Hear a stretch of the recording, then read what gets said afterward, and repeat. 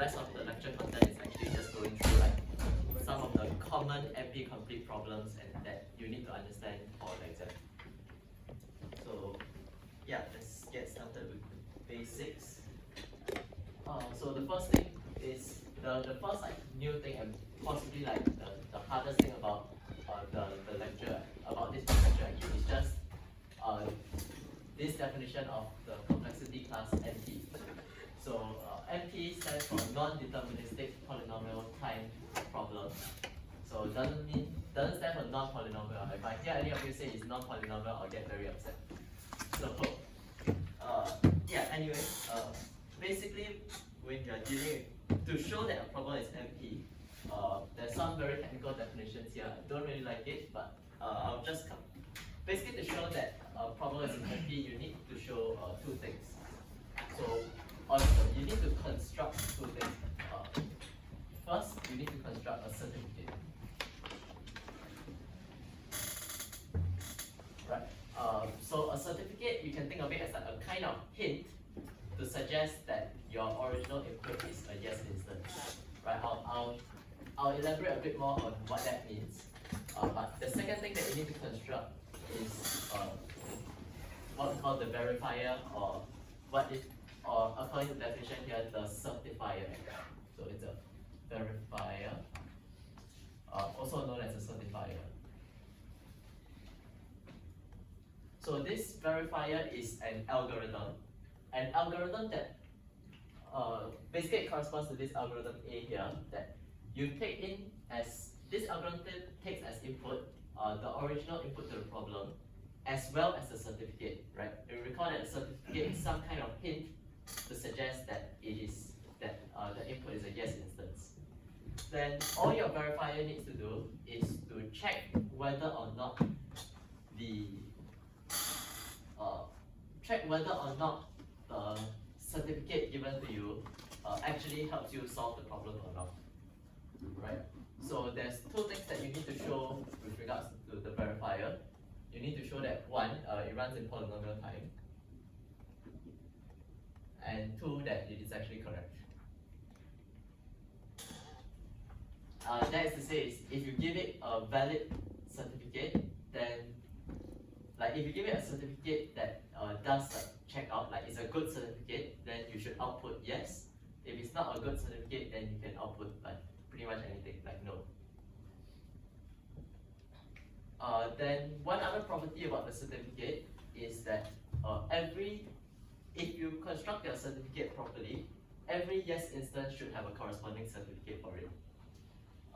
But I think most solutions usually just assume that this exists because usually the certificate is just the solution itself. So for example, like in the lecture problems, we all talk about like this decision problems, right? Yes or no only. So for example, like graph coloring just asks you like, can the graph be colored using at most how many colors?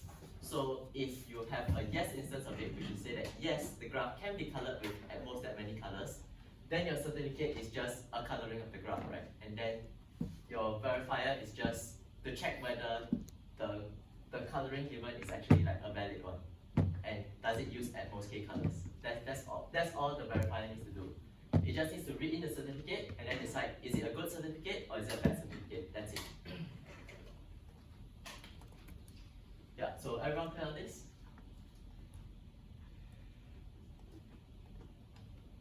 Okay, so again, the definition of NP is the set of decision problems that have efficient certifier. So efficient means polynomial time, and the certifier verifies the certificate.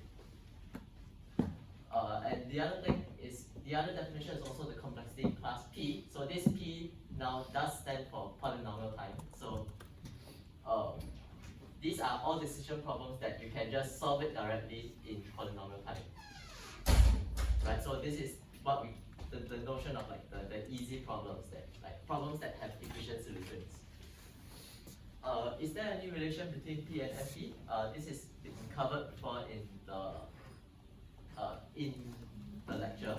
So we know that in general, P is a subset of NP, right? Because any problem in P And the reason being, let's say we have a problem in P, and we want to show that it's in NP, which means that we have to come up with these two things. Then we recall that because it's in P, you can already just solve the problem directly in polynomial time. So your certificate can be anything. Your verifier doesn't even have to read the certificate. It just has to solve the problem on its own in polynomial time. And then that will tell you whether it's a yes instance or not already. So that's a rough idea of why P is a subset of NP.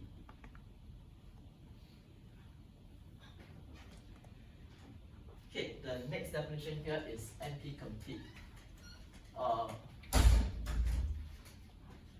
Okay, so a problem, to show that a problem is NP complete, you need to show two things, right? So you need to show, okay, this is to show that a problem X is in NP.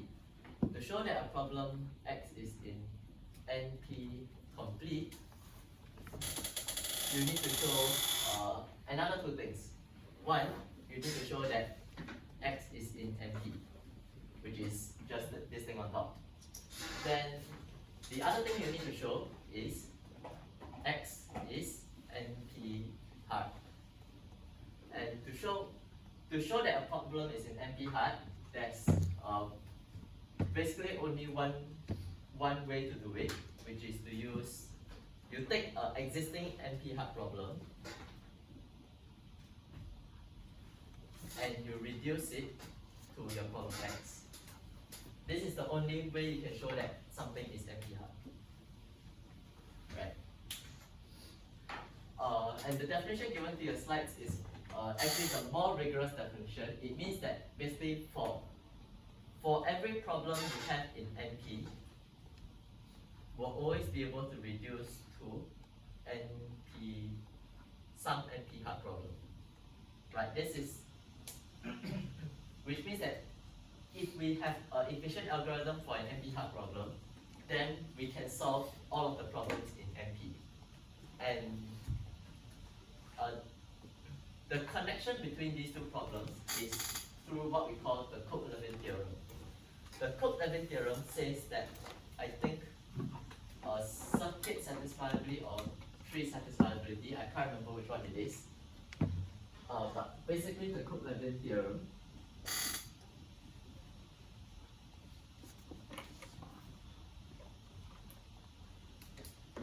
says that all problems in NP reduce to satisfiability, right? And so based on their theorem, they established that satisfiability is the very first NP hard problem that anyone has ever shown, right? So then we know that set is NP hard. So every work that has been published since that theorem basically involves saying that satisfiability reduces to other things. So for example, your integer linear programming or set reduces to minimum vertex cover or things like that. So, or we can also do things like, if once you've shown that set is NP hard, reduces to minimum vertex cover, so minimum vertex cover is also NP hard. Then if you have minimum vertex cover, reduces to maximum independent set. Then because vertex cover is hard, NP hard reduces to independent set, so independent set is also NP hard. And that's basically, you just like keep on building out a tree of reductions that originate from set, and that is basically what NP hard problems are all about. So back to our definition here, to show that a problem is in NP complete is basically just two things. Is one, it is a problem in NP, which means that it must be some kind of decision problem with the certificate and certifier.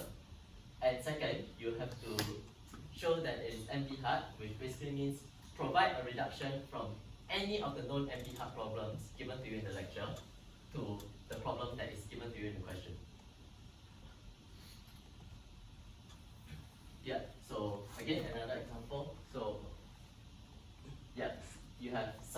satisfiability, if you know this is NP hard already, then conjunctive normal form satisfiability, which is just like normal satisfiability. This is also NP hard, and then 3 set is also also reduces to 3 set, so 3 set is NP hard as well. And all 3 of these forms are in NP, so it is NP complete. Okay, that's it for the recap. So any questions so far? Okay, no questions, then this I think should be a pretty simple conceptual question. It's just like pick which of these statements which of these statements are logically equivalent to P equals NP, which by the way, we don't know whether P equals NP or not. We know that P is a subset of NP, but we don't know whether NP is a subset of P. Okay, so 3 options here, and then we'll go through one by one which of these are actually equivalent to the P equal NP problem. Right, so in this case, only the first option is the correct one. So to see why it's correct, let's say that option 1 says that there is a problem in P that is also NP complete. So recall that NP complete means it is both NP hard and it is in NP. So if there's an NP hard problem that can be solved in polynomial time, which means that P equals NP, then all problems in NP can be solved in polynomial time, which means that all the NP hard problems can also be solved in polynomial time. Right, so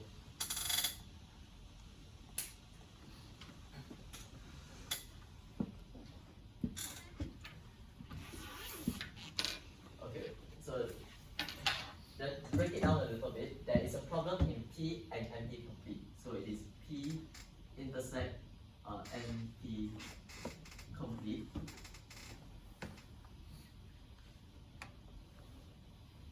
Which means that problem is in P and problem is in NP hard and problem is in P.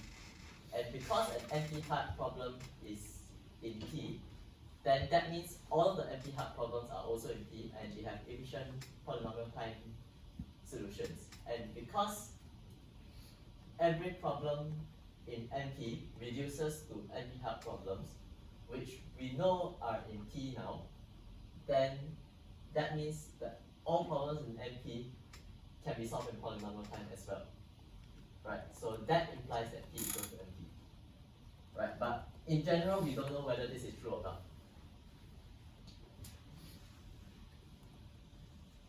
Okay, second question. There is a problem in both P and NP. So this option is wrong because intuitively you can tell that something is a little bit off already, because the option given to you that there is a problem in P and NP, this we already know to be true because P is a subset of NP. So in fact, every problem in P is also in NP. And so we know this is true already, but we don't know whether P equal NP is true or not. So intuitively you can already tell that they are not supposed to be logically equivalent.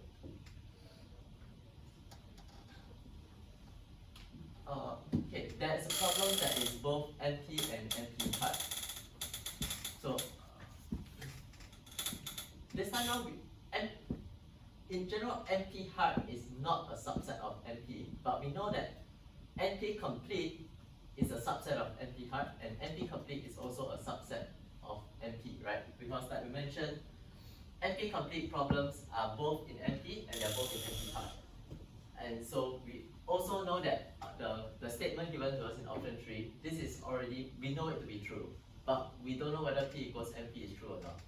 So that will not be a correct option. Okay, question 2. This one is a little bit trickier. Let's say you have a problem L that we know to be in NP. One day, some random person decides manages to prove that it is impossible to find an algorithm to solve L in polynomial time, which basically means that we know for a fact that for this problem L, we know for a fact that it is not in P. Then, which of the following classes of problems are now known to be not solvable in polynomial time? Oh, right. So L is not in P, but L is in NP. So you put this together, you should be able to tell that P not equals to NP. Right, so again, this is some hypothetical scenario, right? We don't know whether this is true or not. But assuming that is true, then which of the problems do we know for sure is impossible to solve in polynomial time?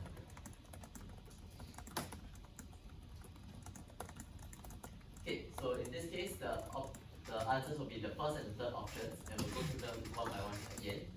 So suppose the problem L is proved to be not solvable in polynomial time, then for all NP-hard problems, this statement will actually be true because it is not possible to solve all to solve actually any of the NP-hard problems, because you know that because L is in NP, and every problem in NP reduces to an NP-hard problem.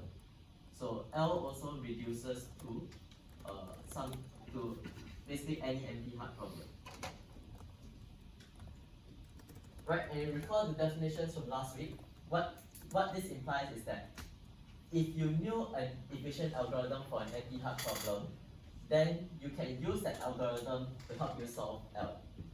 But we know that L cannot be solved already. Therefore, the only possible case is that there does not exist any efficient algorithm to solve these problems. Right? Because if there were, you can apply the reduction, solve the NP-hard problem, and through that you can solve L.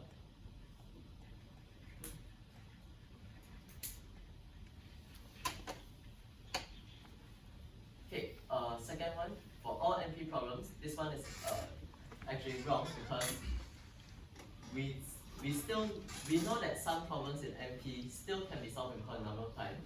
In particular, the problems that are still in P, those problems are still solvable in polynomial time. So regardless of what happens, we know that this statement is false.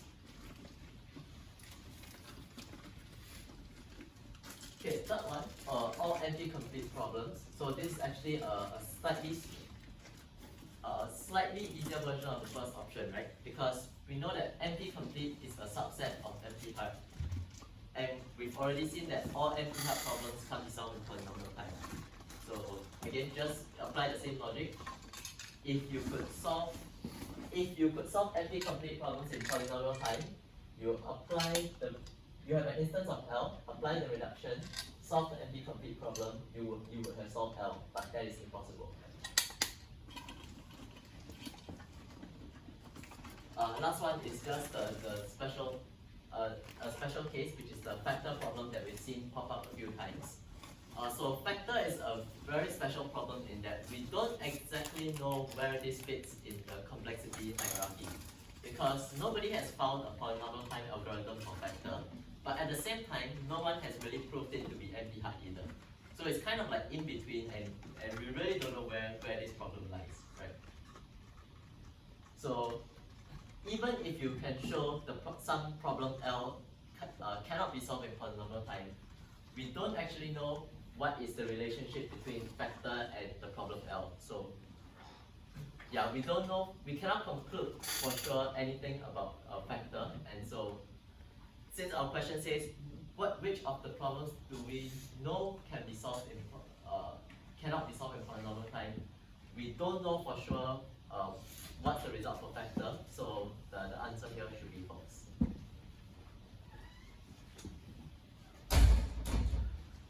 Okay, any questions on this so far before I move on to the third and final question for today?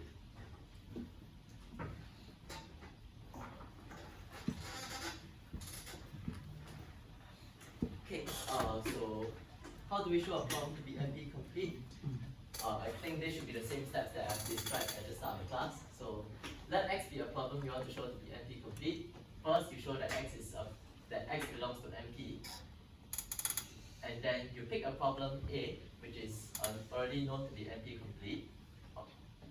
Then you show a reduction from that problem into X.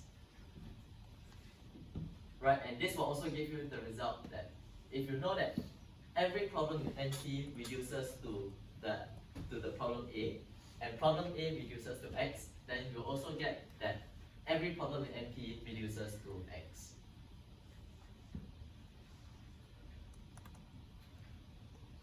Yeah, so if you just have one more reduction from A to X, then this also implies like transitively that every problem in NP reduces to A and then reduces to X. So the problems reduce to X. Okay, so for the third question, for question 3 today, we are talking about this problem called the directed Hamiltonian cycle. So in directed Hamiltonian cycle, we are given a directed graph consisting of B and D. Does there exist a simple directed cycle gamma? So by the way, this is a capital. This symbol is called capital gamma, right? Like if you know, lowercase gamma looks like this, uppercase gamma looks like this.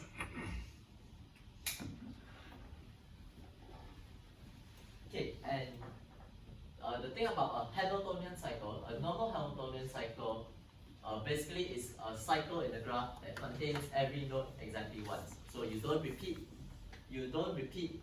nodes, and you don't miss out any nodes. So directed Hamiltonian cycle is just the directed version of that, right? So all your edges are directed, and so now you need to find a directed cycle through the graph that visits every node exactly once. Okay, then the question asks us to find a reduction from tree set to the directed Hamiltonian cycle. So there is technically like one cheesy method that you can use to kind of get around this question, but you probably will not get any credit for it. So one is the lecture probably covers how to transform from tree set to Hamiltonian cycle, like the undirected version, right? And then if you have Hamiltonian cycle,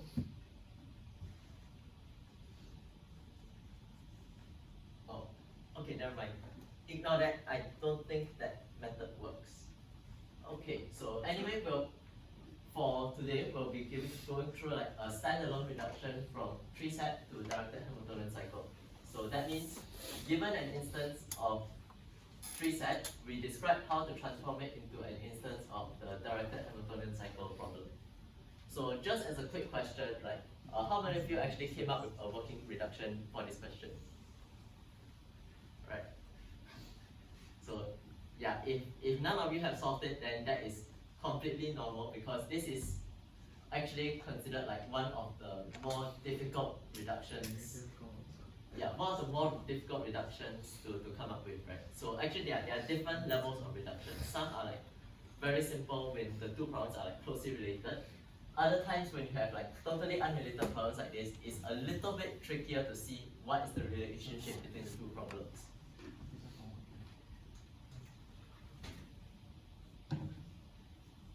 Okay, so again, our reduction basically consists of, we convert an instance of tree set into an instance of directed Hamiltonian cycle. And the way we're going to do it is we're going to construct a graph that looks like this. It's a little bit confusing, but let's break it down bit by bit.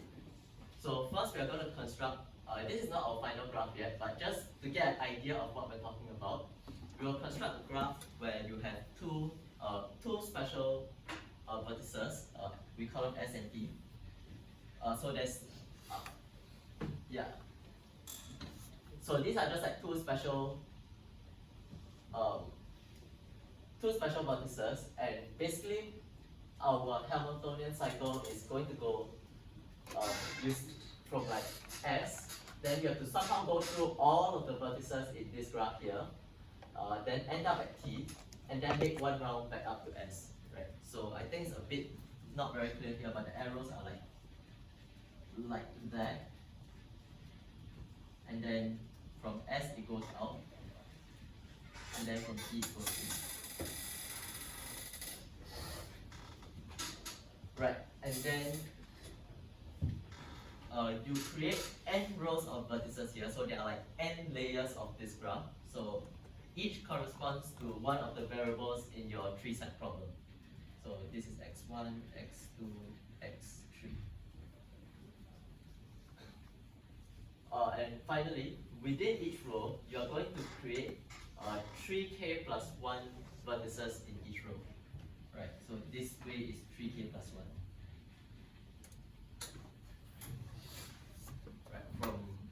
Basically from left to right. And then you're going to create 3k bidirectional edges.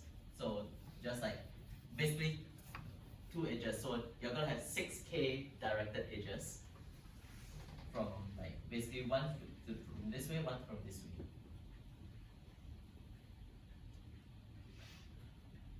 Right. So again, the idea behind the Hamiltonian cycle that we're going to find is that you will start from your S, and then you will go down to like either the left side or the right side. Then let's say we went to the right side instead. So once you go to the right side, then you need to basically traverse all the way to the other side. Then you go to the next row. You can either go down or you can go to the right. Let's say we go down, then you are here. Then you need to traverse this row again, so you traverse all the way to the other side. And yeah, so on and so forth. So for example, maybe you go down this way, then you have to clear the whole row again, go back to T, and then finally from T, you have an edge that links you back to S. And then that completes your Hamiltonian cycle. So everyone, yeah, this makes sense so far, right? So this is like the basic template that we'll be using for the rest of this question. And the first thing that you can observe is that there's obviously a Hamiltonian cycle, which is like exactly what I pointed out just now. And more specifically, there are actually 2 to the n different Hamiltonian cycles in this graph that we have constructed. So this corresponds to just like on a certain row, are you actually moving from left to right or from right to left? So let's say you go to the left. So you can go to the left. You start from the left and then go to the right, and then you traverse the rest of the graph. That is one Hamiltonian cycle. Another way is you can go from the right and then you go back from right to left. This also gives you a different Hamiltonian cycle, right? So there's 2 to the n possible Hamiltonian cycles in this graph. And basically the idea is that because there are 2 to the n Hamiltonian cycles, this can correspond to the 2 to the n different assignments.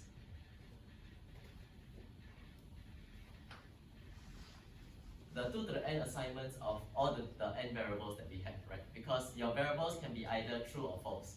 So there are 2 to the n possible solutions to the tree set, and we're going to try and encode them inside this graph.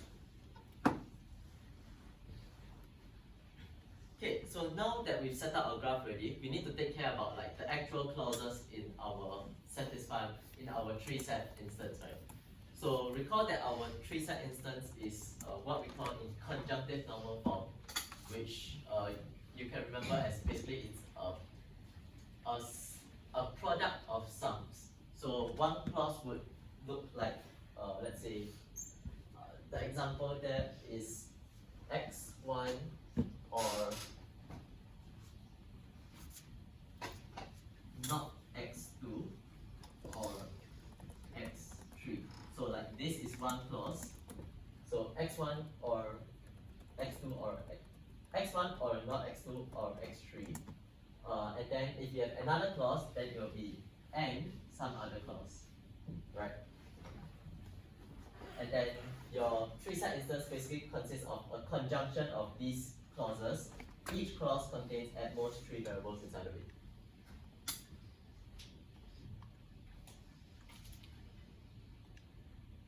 Right, so now we're going to add these vertices to our graph for each of the clauses that we have. And then I'll talk a little, yeah, when you add a new vertex to your graph, then what does that mean? That means that if you still want to find a directed Hamiltonian cycle through this graph, it has to go through this new vertex, right? Because it needs to go through all the vertices. So we need to give it some path to go through this vertex, and the way we are going to do this, we are going to connect it in such a way that we will only give it a few paths that can go through this new vertex.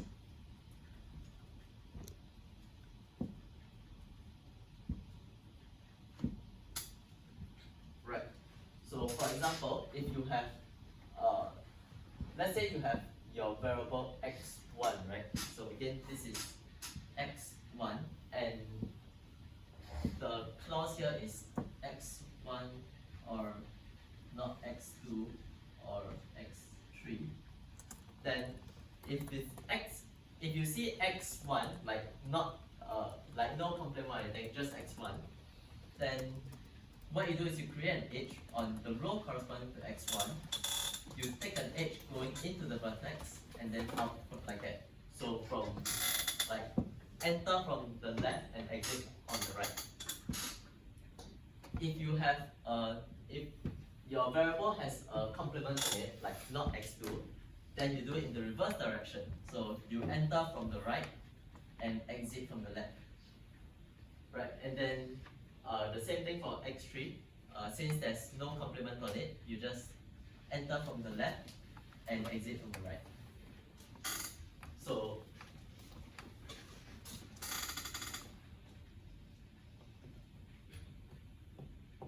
yeah, so if the clause contains the not like uncomplemented version, you take it like enter from the left, go out towards the right. So that means whatever, if let's say you try to go through this way, right, then that kind of enforces that you need to be traveling along this direction. You need to be traveling along this direction on this row if you want to take this path to get to the vertex.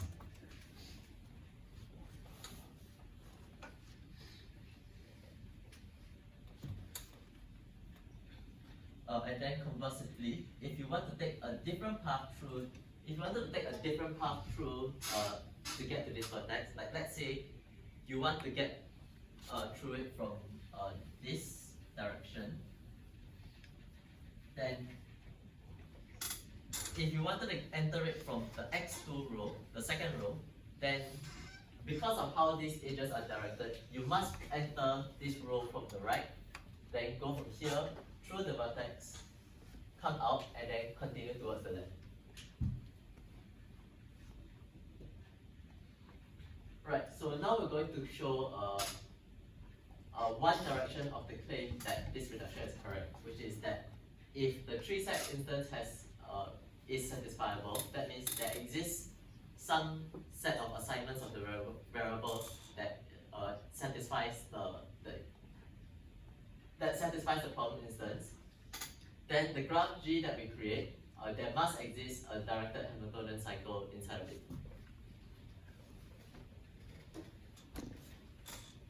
Okay, so the proof basically uses the same idea as what I mentioned earlier.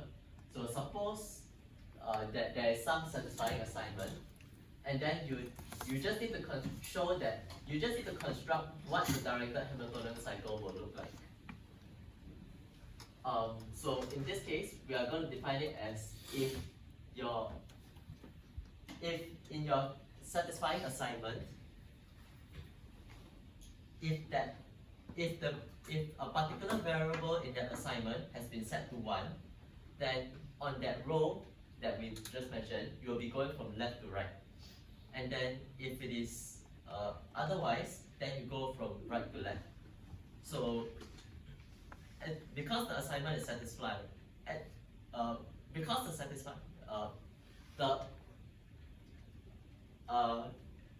the assignment is satisfying, then for each of the clauses, so like each of the additional vertices that we define, right, there will be always be at least one row inside of it for which we can enter that vertex, go through it, and then exit. So there will always be like one of the rows that is attached to that can allow it to go through without any issues.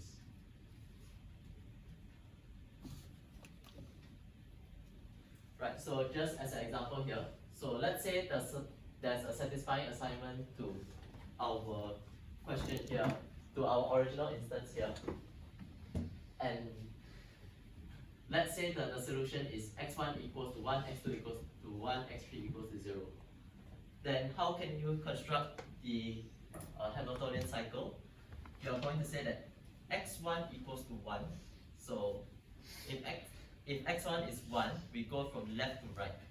So that means from here, we start from the left, go from left to right, and then along the way, we visit the clause, this vertex, and then we finish this row. x2 is also 1, so we are also going to try and go from left to right. So that means we take this edge to go to the left, and then travel from left to right again. And then lastly, x3 equals to 0 means we take this edge down, and then we go from right to left to clear this row, and then end up at t. And then finally, you take your t back to s.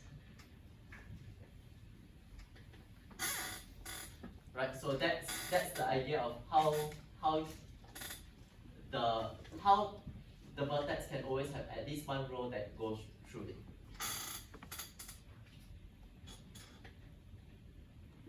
Okay. So now we want to prove the opposite direction, which is that if G has a directed Hamiltonian cycle in it, then my original instance must have been satisfiable. So there's one tricky case that we need to acknowledge here, which is that if you realize we connected, we can just connect for each additional vertex here, we are connecting 3 incoming edges and 3 outgoing edges. But we never actually specified that whichever row you enter, you must exit through that same row, right? So we kind of implicitly assume that whichever row we enter in, we must have exited at the same row. And if that claim were not true, then you can get paths like this, where let's say you enter from here, come back out, and then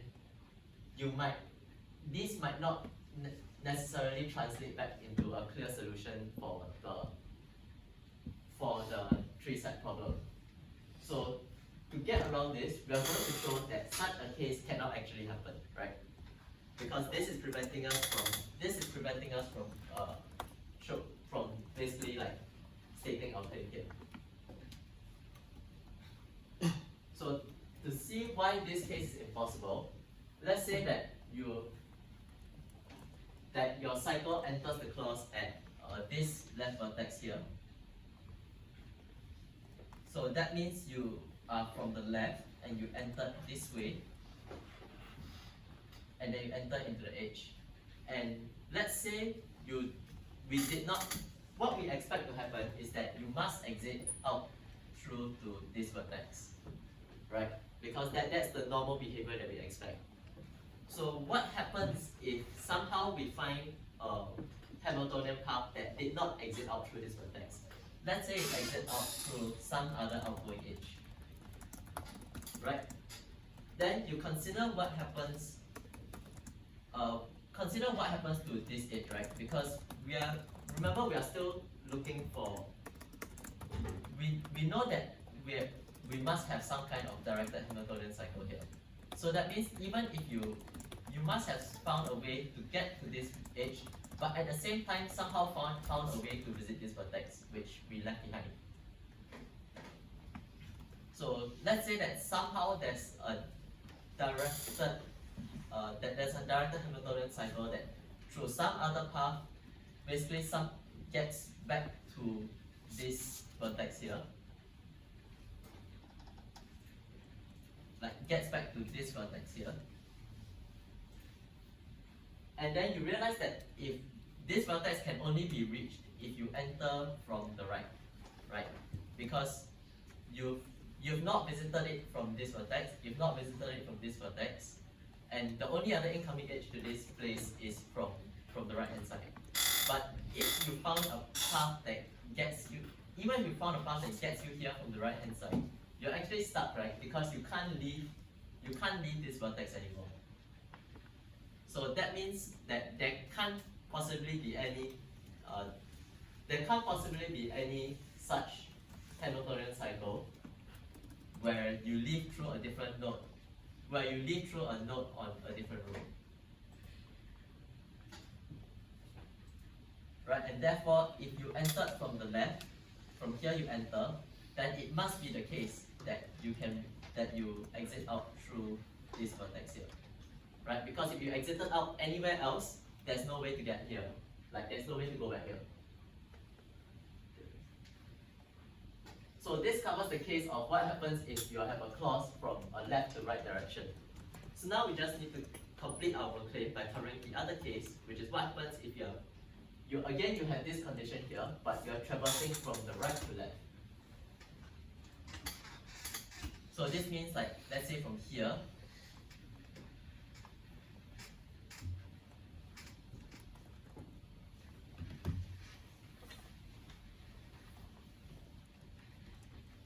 you're traversing like this.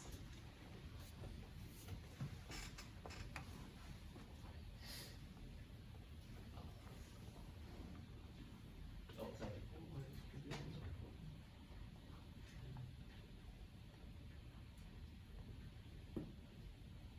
Yeah, so let's say you're traversing like this, and then you enter the vertex from here. And then somehow you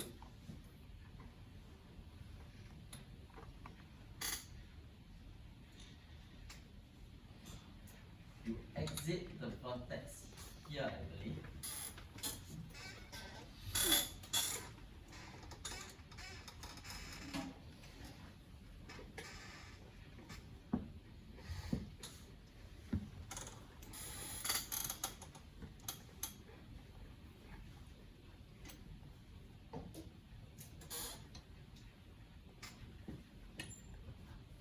Oh, okay, sorry. So it is, let's say you went from here, you traverse from the right, and then, like, this is technically like a wrong direction, right? So this is a wrong direction, but like,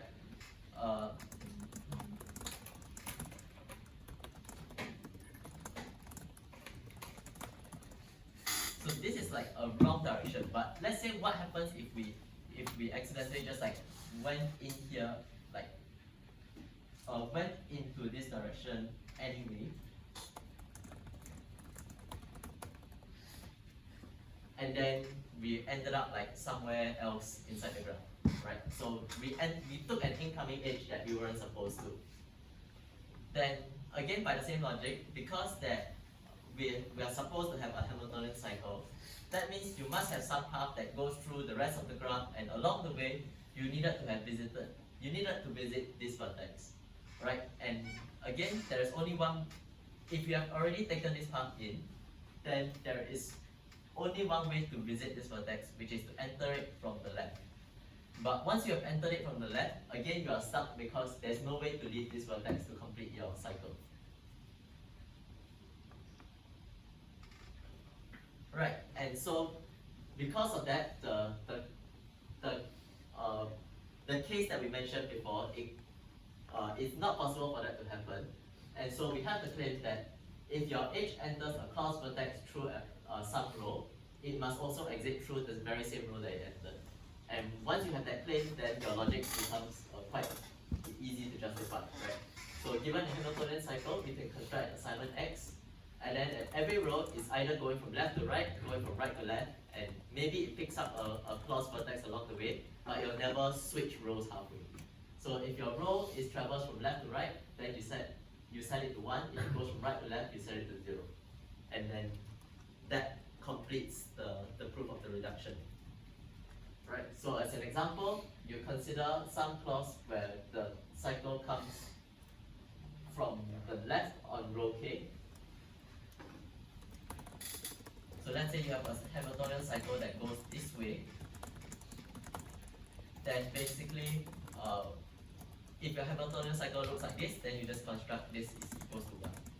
Right, and conversely, if you found something that went the other way, then you set this to 0.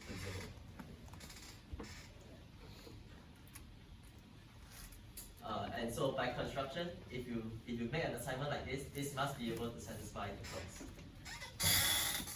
Yeah, and then that completes question 3. Right. Any questions? How come left to right, not to left? Like use 1 and 0. Okay. So the mapping between 1 and 0 is due to the way we constructed the edges connecting them here. So if the clause contains xi, that means if we set xi to be 1, which is left to right, then you are making a path in this direction. You are making a path in this direction. Right, and if you are making a path in this direction, then that means it is possible for you to pick up the vertex along the way.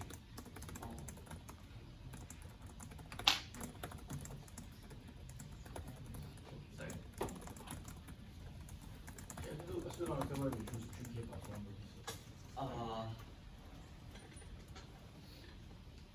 1 Okay, so it's to do with the columns here, right?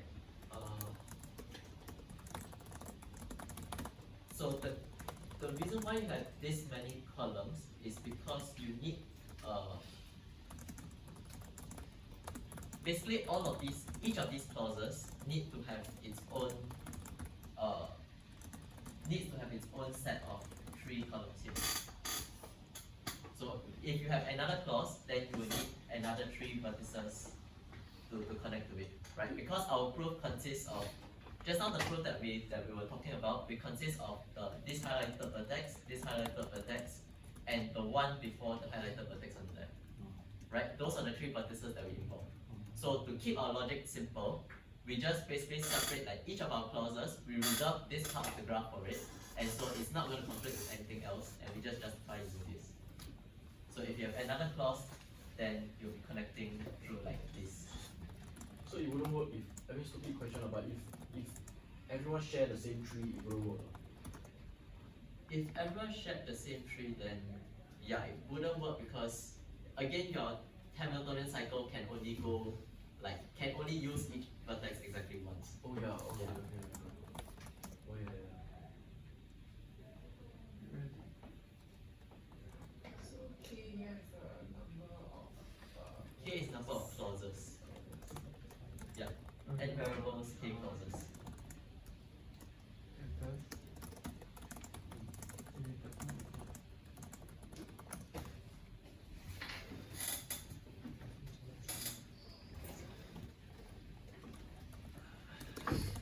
And then the plus 1 is just to ensure that the case that you're talking about just now won't happen, right? Like the case where we like exit from a different row and everything, that's where the plus 1 comes in. Okay, this plus 1 I'll talk about it later. Later, Okay. but basically what you're talking about is where the 3K in the 3K comes in, right? Because you have 2 and then you have 1 extra row per clause. And then once you have all of this, basically you have plus 1 vertex is just like the last column. Right? Then why is it not plus 2 for the first column?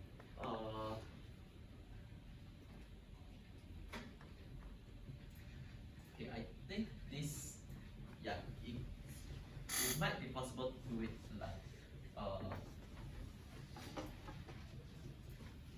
you can do it like this. I think this is fine, right? But it's just that you have 3, 3, and 3, and 3, but you have one last column that doesn't belong to any clause. I think this should work. I'm not entirely sure, but I think this should work.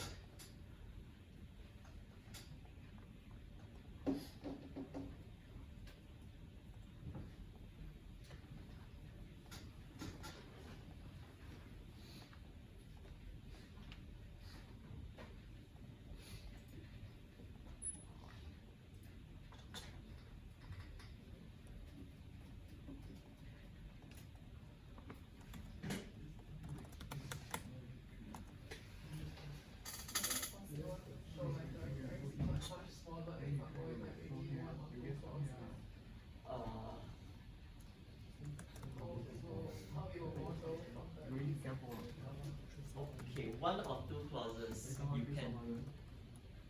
I guess we can discard the third. We can discard the third row. Just discard the third row here, and then discard all the other clauses. Right? So now we just have one clause and two variables. So when you constructed your path like this, your directed Hamiltonian cycle, let's say it goes like this.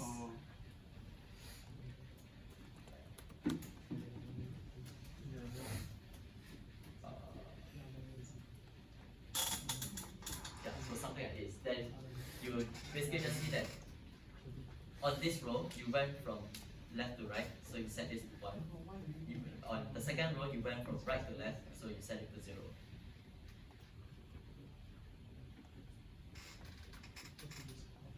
So the Hamiltonian cycle is basically two road cycles. How would the Hamiltonian cycle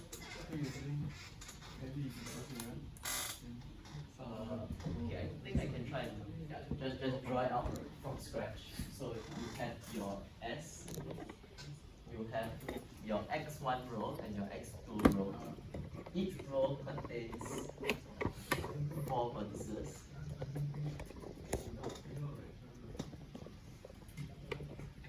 And then T. So T connects back to S.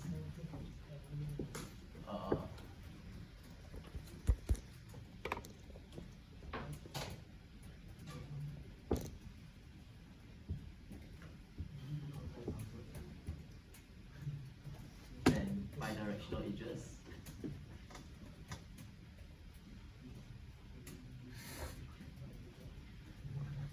And then we have our one clause vertex, which let's say is x1 or not x2. So this means that in x1 you want it to be left to right, so you take it like this. Or x2 you want it to be right to left, so you do it like this. Right, so you end up with the right exit through the left. So first of all, we claim that the Hamiltonian cycle is always of the form where you basically traverse all the vertices here row by row. So you must always traverse all the first row first, then you can move on to the second row and traverse everything in the second row. Because you cannot go back up, except through these vertices, but which we've shown is not possible. Right? Then, so just come up with like any kind of Hamiltonian path for this, and then because it is of the form that we described, you can always construct some kind of solution that satisfies this. So you could also find some other assignment, like let's say you went this way, like you don't take the vertex here first, you went from right to left. So here we set this to 0. But then from here you go this way, go out, come back in, go this way. Then you can go x1 you go right to left, then you go x2 you go right to left. You can also set this to 0, and this also does satisfy the one clause that we have.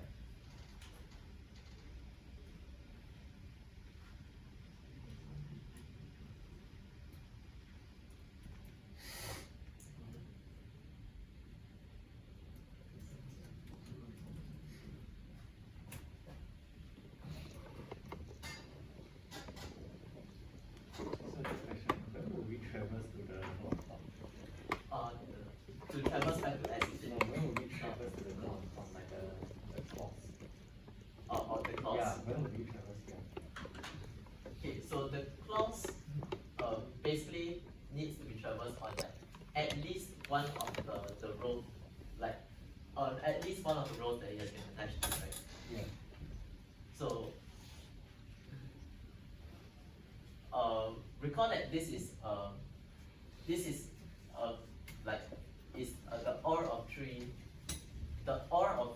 three conditions here. So any one of those rows can decide to just go through it. Yeah. And the only way you can go through it is if your row has been traveling in the correct direction.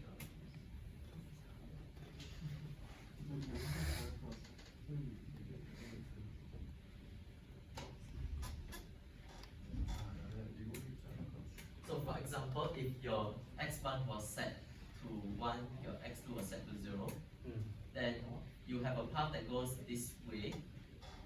At this point, you could choose to go into the vertex or not. But in that case, if you choose to go through this vertex already, then you've already visited the vertex. Then when you're on your x2 row, you don't need to do anything anymore. Now, on the other hand, if you chose not to go through this on x1, you can choose to go this way. Then on x2, because you're going right to left, you can then choose to go through the vertex also. So this is also another Hamiltonian cycle that you might find which also satisfies. So for like all the extra edges that's going to the first root, actually there are more than one possibility of like forming the actual Hamiltonian. Yeah. And that makes sense, right? Because there's also possibility to have multiple solutions to the three-set instance, right? We just want to know whether it's satisfiable or not, which means, is there a Hamiltonian cycle or not? We are not really interested in what exactly the solution is.